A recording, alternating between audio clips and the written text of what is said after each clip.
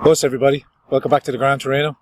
Carrying on with a series of interviews now with independent candidates throughout the country. I'm here in Galway and I'm delighted to introduce to you my next guest, Diarmaid Mulcahy. Diarmaid, how are you, sir? I'm very well, and yourself? I'm great, thanks for inviting me up. No problem. Your candidacy, you're running up here in the Galway, what region are you running in? Midlands-North-West. Midlands-North-West. Can you just describe to my subscribers the platform you're running on? And a brief background as well. Brief background, no problem at all. Well, just to start, Diarmaid Mulcahy is the name. I'm running as an independent. I'm originally from West Kerry. I've lived all over Ireland. I've lived in lots of different places in Scotland. And I'm currently based in Galway. I'm very, very interested in humanity and spirituality.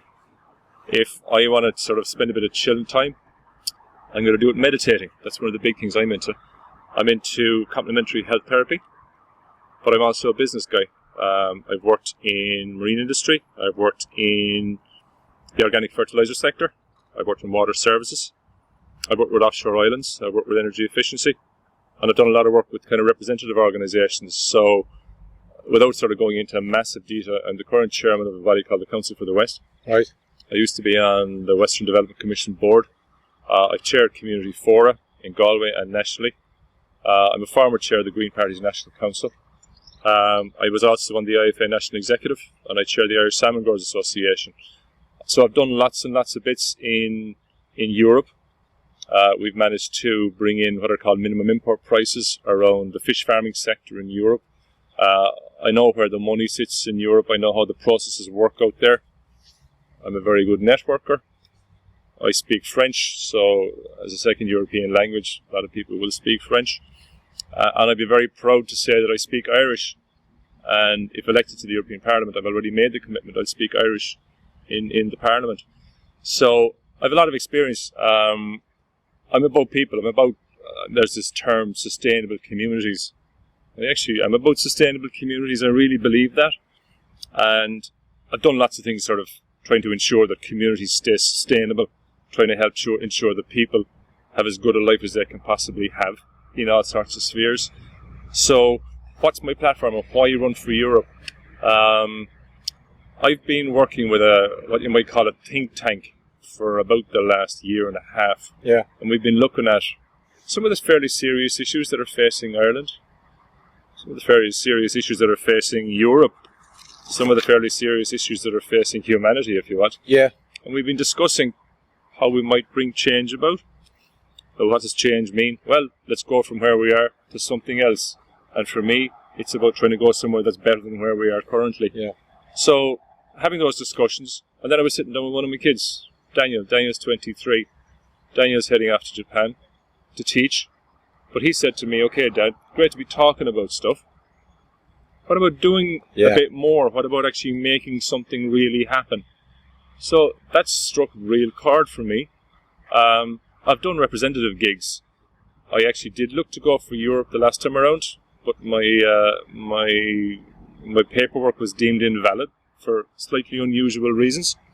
Whereas I was going the essential, but I had about 80 people willing to nominate me. Only half those papers were deemed valid, even though they'd all been signed and stamped by guards and witnessed and the whole shebang. But this time around, Daniel's saying to me, look, what are you doing about it, Dad? So I said, okay. So we ended up having a conversation again the following week within the think tank.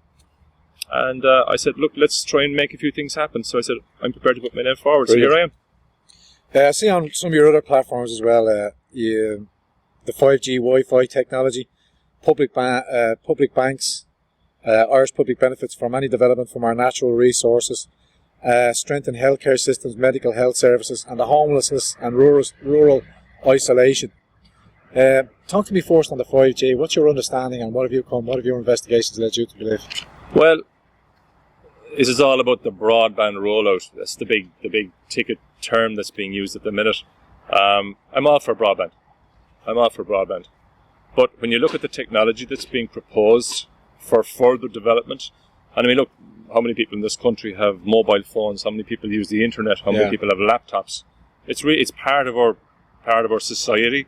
It's very, very important, and the wider coverage that we have, the better. But and it's a big but for me, the technology that's going to be used to roll it out further, I have big question marks over. So let's talk about Wi-Fi for a start. So currently we have 4G, which is Wi-Fi technology. There's a bit of concern over that, and what's being proposed at the minute is that we go to 5G Wi-Fi, which is several times stronger than 4G. Now, back in 2011, the Council for Europe issued a guidance document to the national governments around Europe called Resolution 1815. Right. If any of your listeners want to check it out, it's really worth having a look at. Any information you think of anything relevant like that, pump it out. That's... So Resolution 1815, folks, check it out.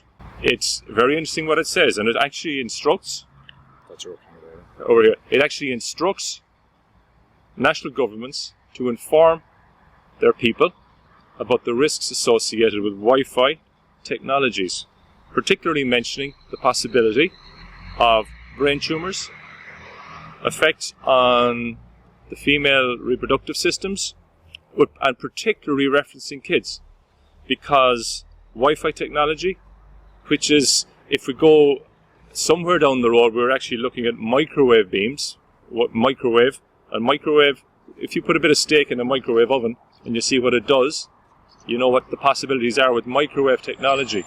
So 5G is close to being a form of microwave technology. The idea of putting 5G antennae every 100 meters around this state and sending microwave beams with data from A to B, and it's just up there. I get the sense that it's kind of, will there be any regulation? So for me, the concern is about the health of it. Children are particularly susceptible, because if you're talking about the possible links to brain tumours, the child's skull, the bone density isn't that of an adult. So the skull is lighter, it's weaker if you want, and there's more susceptibility to the possibility of these waves affecting the children's brains. So for me, that's a no. We will get back to that, but I'm glad that you're able to speak competently on it, and I know more and more people are becoming more familiar with it, and the dangerous hazards of it. The government has issued license to different vendors and different business contractors to roll it out, but still under test. They're still testing it. Hasn't been confirmed to be safe.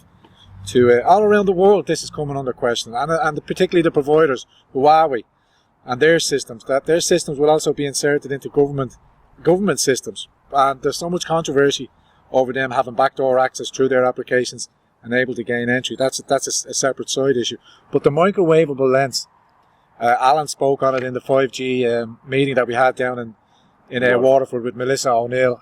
Melissa's a candidate down in Kilkenny Waterford area. Make sure you give her your number one down there as well. She's doing great work. But Alan spoke about the extraordinary levels that are like 6 times above recommended safe levels. Can you speak to anything on that?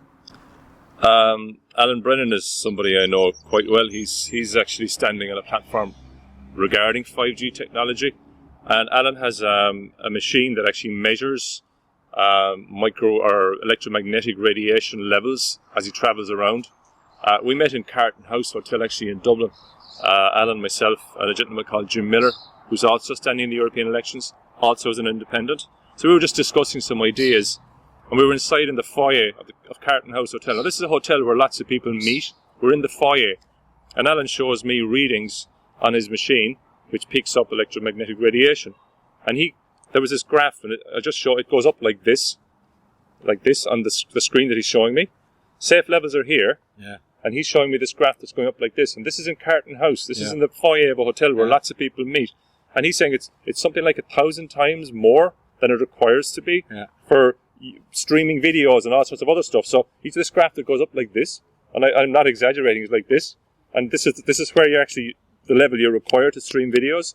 And this is in Carton House. So I don't get that that's kind of a good thing to have. Why do you think the government are so persistent to push it out when the likes of Brussels have stopped rolling it out? I mentioned before Mar-a-Lago. There's other cities around the world now that have just blank refusing it, but Ireland and our official Ireland are hell-bent on pushing it out because they see the wireless. I mean, I drive around the country, all over the country, and 5G, the first insertion of it, the boxes. Now don't forget, there's 2 separate contractors, so one hand doesn't know what the other hand is doing. One is installing the boxes, and the second contractors, both foreign, are installing the secondary technology of the 5G. So both know how exactly it works. But why do you think the government, even with people's growing awareness now, are still ploughing ahead on it? Why not go underground? Well, to me, the safe way of doing this, the way that actually isn't going to have any health risks, is to do wired broadband. It's fibre optic cable. It gives you the same end result, and you don't have the risk with the microwave technology. Why push the microwave technology? I don't know, but what I do know, and if we watch the wording that's being used, and it's starting to change, the agenda, the narrative is all about how much it's going to cost, and is it going to cost an extra 200 million, and who's going to get the contract and stuff like that.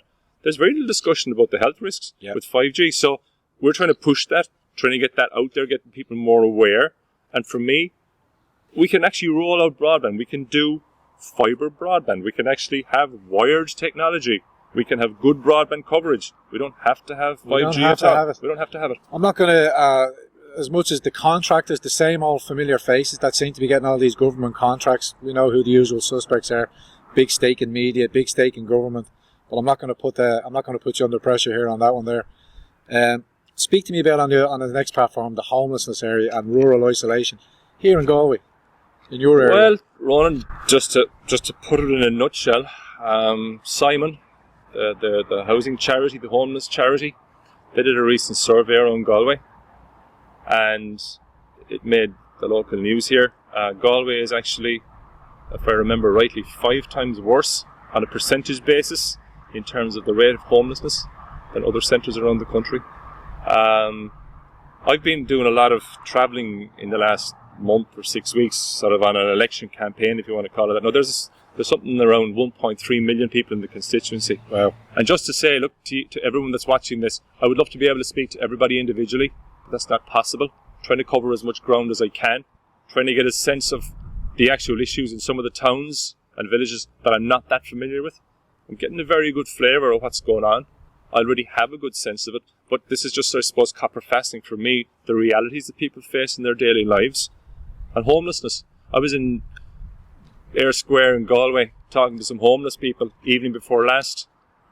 One guy, he hasn't had a bed in, I think he said 7 weeks. I was in Naas in County Kildare last week.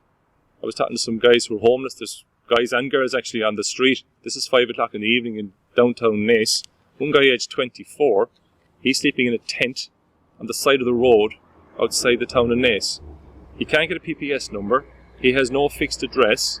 He's scavenging for food. The local priest gave him a loaf of bread and some ham the previous day. That's the only food he's had. He's trying to get some money together so he can actually get into a hostel. If he can get into a hostel, he may be able to get some form of an address, and then processes happen for there. But to get into a hostel is going to cost money, which he doesn't have. So for him, it's like a circle. He's living in a tent. He just doesn't have any opportunity to even wash himself. Yeah. He's got sores on his feet, which he showed me, because he isn't able even to wash his feet. And we call ourselves a first world nation. Ridiculous. But what would you have any idea of like underlying causalities of why the homelessness is bad in the Galway region? I mean, the pressure, 1.3 million, where's the pressure coming from? Or, you know, how is it so high here? Compared to Dublin and Cork, we all have our homelessness problems, but it's particularly bad here in Galway. I'm not 100% sure why it's higher in Galway. I mean, Galway, if you look at it from the outside, you'd say Galway is doing reasonably well. There's still lots of industry around Galway. You've got lots of tourists. I mean, we were canvassing yesterday in the city centre and along Salt Hill, which is just behind us here. The place is absolutely covered with tourists at the minute, which is great for the town, great for the city. But I get that some of it isn't filtering. Yeah. There's a lot of talk about economic recovery, not from the people I'm talking to, and I'm talking to a lot of people. I'm not saying that sort of there isn't sort of increased activity in Dublin, for example. Do you think immigration has anything might be? There are certainly a lot of non-Irish nationals in Ireland. There's lots of them. I have no issue with that. I welcome people. I've done a lot of work actually with migrants. I've done a lot of work with people. Well, I always step away. I'm talking about the numbers. It's not about the ethnicity or where they're from. I'm talking about the numbers. If we're allowing free flow of footfall through the Dublin Agreement, how much is reasonably can we take? I mean, if it's pushing so much pressure on the housing markets, in saying this region here? I'm talking numbers. I'm not talking about who or what they are. It's a good question, Ronan. I don't know those numbers, but I take the point. There are certainly a lot of people from other countries in Ireland. I don't know what the numbers are. Yeah. I'm seeing this pretty much everywhere that I go. Yeah. Again, I don't have a particular issue, but as you say, if it is putting pressure on housing, and that's leading to some people ending up homeless, it's a good point. It's a good point.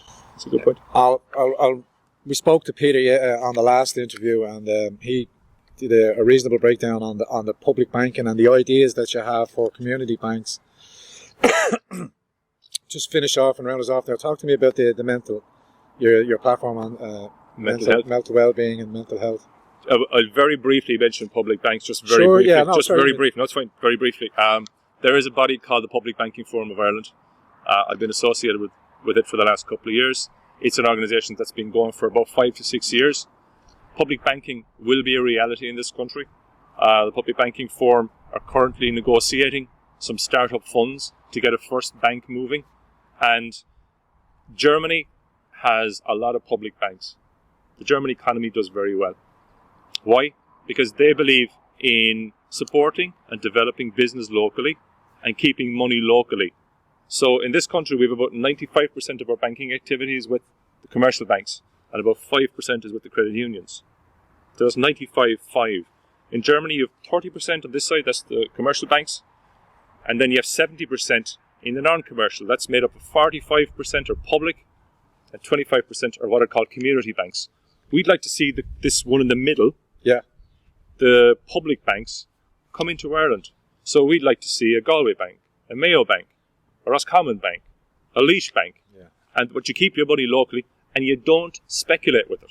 This is about productive economy. This is about productive activity, which is going to create employment, going to help put people into jobs, but you don't speculate with it. And you also get a mentor in Germany. If you start a business and you get a business loan from the public banking sector, they give you a mentor, someone that's going to help you develop it. Fantastic. So that's just to say that one. Really, really good initiative, and it's real. It's coming. There's a foundation already being set up to develop this. On mental health. I could go into the health services in Ireland from all sorts of angles. But one that, and look, I know there are fantastic people in the health service in this country. They're doing their absolute best. But I think the system in its entirety is under huge pressure. Yeah. If you end up in an A&E somewhere, unless you're in real trouble, but if you're in the middle trouble part of the world, then you're in real trouble. Yeah. But I won't go into the bigger picture on that. What I'd like to focus on mental health here. Yeah. One of my family actually deals with a mental health issue. He faces it on a daily basis. That's Alan. He's 26. Next week, as it happens. Sorry, this week. So I got to know the mental health services in this country intimately. Yeah. Again, there are some good people in that system. But the system itself doesn't lend itself to helping people with mental health. And we're seeing an increasing number of people in this country with mental health issues. Depression. Some of that is actually leading to a lot of, I don't want to say drug addiction, but there certainly seems to be links with things like that. Suicidology. Suicide, yes. I don't know the stats, but I know from talking to people that it's a concern for a lot of people. It's increasing. And what do you do about it? So for me, you need to have services that people will actually believe they're going to get help. You've got youth mental health services. You get looked after, I'm going to say reasonably well, until you hit the age of 18. Yeah. Once you hit the age of 18, you're more or less dropped off a cliff. No, there are services, but they're minuscule. And the level of mental health issues, depression, suicidality, I think you call it, Ronan, that are actually out there, you have to have services to help people. It's crazy. We seem to be failing on all fronts. And just coming in on the last furlong, as I like to call it, if, say, you were elected and you become the MEP for this region here and you go to Europe, with the new nationalist populist parties that are coming into Europe, Europe's going to be a completely different kettle of fish, should you or any of the other candidates get in. And there's a growing concern to either reform the European Parliament or dismantle it. How do you see your role would be if you were to arrive into Europe? I am taking this election very seriously. I'm actually treating this as if I'm a sitting MEP. That's what I'm saying to people. I've spent a lot of my life, I think, preparing myself for this. That's just my take on it. Sure. Which, of course, I'm going to say it's my take on things, but I have a lot of experience in dealing with things. And yeah, I'm not naive to say that there isn't a lot of change happening. And there's lots of fog as well around things like Brexit, which is being driven as the narrative. There's all sorts of other stuff happening behind the scenes with things like TTIP and CETA and all these other trade deals that are happening. They should all be ramped up. I mean, the America pulled out of them. They're not conducive. They're looking for secret courts in corporate governance and stuff like that, where none of the rulings will be made available to the public. And corporations can then in tow sue governments, believe it or not, behind secret courts. There's a thing called ISIS, which is another version of something like that, which is, And is that just? Is that fair? Is that democratic? I don't believe so. So what would I do as an MEP representing here? I'd be very, very wide awake, and I would stay switched on to what's really happening. Yeah. Because there's lots of smoke screens, and it's important to be able to see behind the smoke screens. How do you do that? You stay awake, you stay aware. Of course, Ireland is going to be part of Europe, certainly for the foreseeable future. Should the EU be dismantled? That's not for me to say. If the Irish people decided that Europe wasn't working and didn't want to be involved, and I was asked by the constituency to go out and bat on that one, I would certainly do that. Good to hear. But at the minute, we're part of Europe, we're in Europe, it's important we make it work as best we can for ourselves. I would be watching for smoke screens and what's happening behind those smoke screens. I'd be looking at what resourcing is available. I'd be looking at how that resourcing is made available to everybody in Ireland. Not that it's necessarily all focused or channeled into Dublin. Not that it's focused or channeled into one particular sector. I'd be wanting to make sure everybody gets a fair crack here. Everybody, from the farmer out in Connemara to the fisherman up in Donegal to the guy who's trying to make a living with a B&B in the Midlands. Any of these people. To the big business as well. To the smaller businesses. To the guys who are in social services. The guys in the health service. The guys trying to find a home. The guys trying to rent a property. Everybody. I'd want to see it all divided out fairly. So that's what I'd be about. Great stuff there. I'm going to keep these short and sweet. 20 minutes, 25 minutes seems to be great for people who tune in. So I want to thank you very much for coming on to the show. Pleasure. Thanks for inviting me up. Any parting words just to your electorate there, or people in your locality here in the Galway region where you're running before we sign off? Folks, I'm Diarmaid Mulcahy. I've been thinking a lot about this European adventure. And the more I'm listening to people, the more I'm seeing, the more I'm hearing, the more I realise that it's important that people like me, I'm going to say it again, people like me are actually out there batting for you guys. So, as I've said a number of occasions at numbers of meetings, give me your number one vote and watch what I can do for you. Take it handy. Brilliant. Thanks, Diarmaid. Okay, everybody, short and sweet. Diarmaid Mulcahy in the Galway region, looking for your number one vote. We're here in the Grand Torino trying to promote all voices that RTE won't cover. So we'll be scooting around the country. If you're an MEP in any other constituency and you want the Grand Torino to come out and let your voice be heard, give me a shout. You're more than welcome to come on. And with that, ladies and gentlemen, we'll see you again on the next episode of the Grand Torino. Us.